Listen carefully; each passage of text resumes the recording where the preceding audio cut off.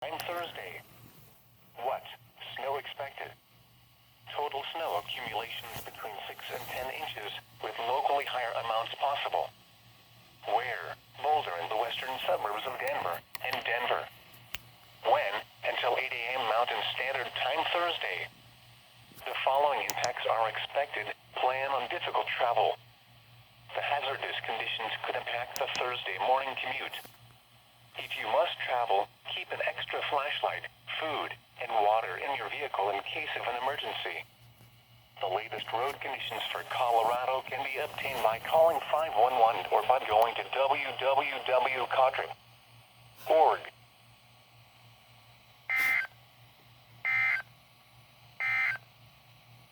The 10 p.m. up. Okay, was not expecting that whatsoever.